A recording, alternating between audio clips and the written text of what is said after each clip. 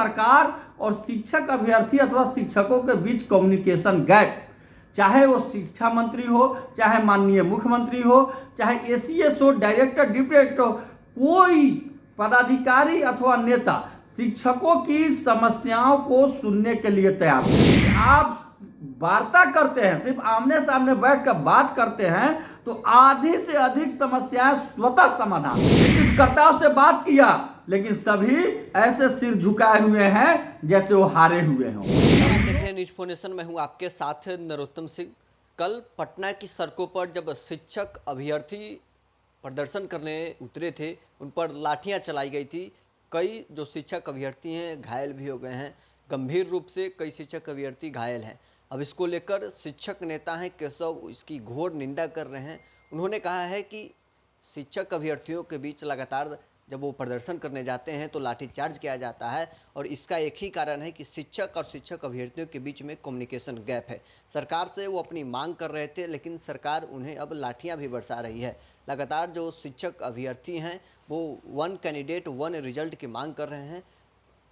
जब शिक्षक बहाली फेज़ 1 और फेज़ 2 हुआ था, उसमें 1 कैंडिडेट 1 रिजल्ट नहीं देने के कारण कई पदें रिक्त रह गया था। अब इसको लेकर जब तीसरे फेज का रिजल्ट आने वाला है, उससे पहले जो शिक्षक अभ्यर्थी हैं वो यूपीएससी कार्यालय का घेराव करने जा रहे थे। उनका एक ही मांग था कि 1 कैंडिडेट 1 पद जो बीपीएससी है वो करे। लेकिन जब वो प्रदर्शन करने सड़कों पर उतरे तो जो बीपीएससी कार्यालय है उसका छावनी में तब्दील कर दिया गया, और जब सड़कों पर वो प्रदर्शन कर रहे थे तो उन पर लाठियाँ भी बरसाया गया।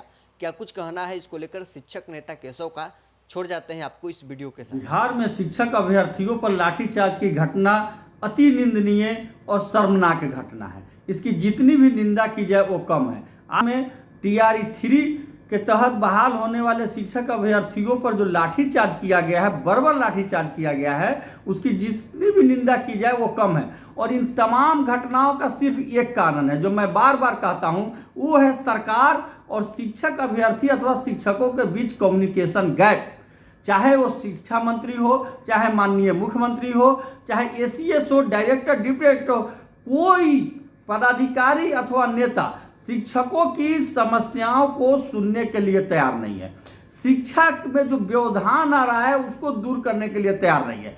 जब न खाता न बही जे कहीं से सही, सिर्फ अपनी बात बोल रहे हैं। आज जो उनका मांग था 1 पद 1 अभ्यर्थी, इस मांग में कुछ नहीं है। यह उनका कहना है कि जो 87,000 पद है, आप 87,000 रिजल्ट निकालते हैं और एक ही अभ्यर्थी 3-3, 4-4, 2-2 पद पर हो जाते हैं। मात्र 30 से 40,000 बहाल होगी और पुनः होगी।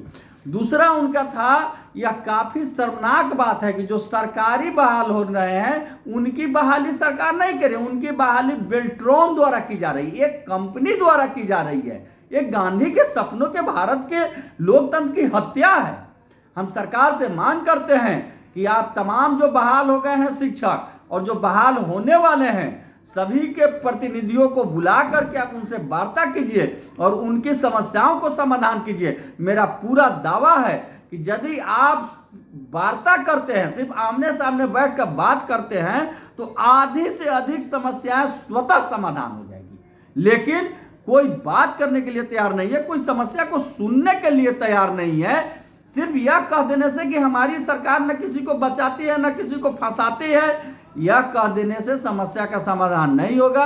और शिक्षा व्यवस्था का स्तर लगातार जो गिर रहा है वो लगातार गिरते जाएगा। आज जो शिक्षक अभ्यर्थी पर लाठीचार्ज हुई है, आज ही सरकार को उन अभ्यर्थियों के प्रतिनिधियों को बुला करके उनसे वार्ता करनी चाहिए और जो समस्या है उस समस्या को समाधान करना चाहिए, क्योंकि उनकी कोई बड़ी समस्या नहीं है।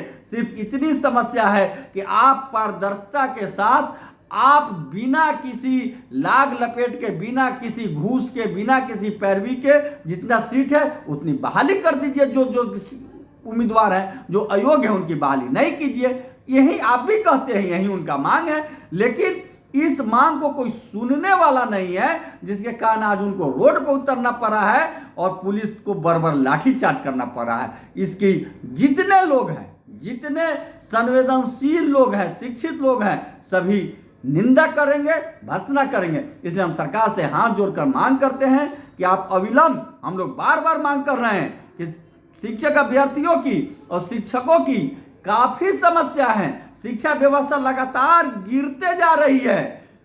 इसका समाधान तभी होगा जब आप सभी को बुलाइए और वार्ता कीजिए और उस समस्या का समाधान कीजिए। सिर्फ यह कह देने से कि 48 घंटा में समाधान हो जाएगा, 72 घंटा में समाधान हो जाएगा, समाधान नहीं होगा। न मुख्यमंत्री की बात कोई पदाधिकारी मान रहे हैं, न शिक्षा मंत्री की मान रहे हैं, न किसी बड़े पदाधिकारी का बात मान रहे हैं। आज शिक्षा विभाग में लगातार अराजकता बढ़ती जा रही है। हम बिहार के तमाम शिक्षक नेतृत्वकर्ताओं से भी मांग करते हैं। हमने कहा था कि अगस्त में होगी जबरदस्त क्रांति, लेकिन मुझे दुख के साथ करना पड़ रहा है कि मैं विभिन्न नेतृत्वकर्ताओं से बात किया, लेकिन सभी ऐसे सिर झुकाए हुए हैं जैसे वो हारे हुए हों। मैं उन लोगों से भी आग्रह करता हूं और शिक्षकों से आग्रह करता हूं, शिक्षक अभ्यर्थियों से आग्रह करता हूं कि आप कमर कस कर तैयार रहिए और सिर्फ व्हाट्सएप फेसबुक से काम नहीं चलेगा। रोड पर उतरिए, हमें रोड पर उतरना होगा, हमें अपने जायज मांगों के लिए लड़ना होगा, हमें अपनी मांग लेना होगा। हम लगातार इसके लिए प्रयास कर रहे हैं। हम बहुत जल्द सभी साथियों के साथ मीटिंग करके इसकी घोषणा भी करेंगे, लेकिन इसके लिए आपको हिम्मत बनाए रखना है और लड़ना है। लड़ाई हर हाल में जारी रहेगा और हम अपनी उचित मांगों को लेकर रहेंगे। आपका केशव कुमार, प्रदेश अध्यक्ष शिक्षक संघ बिहार।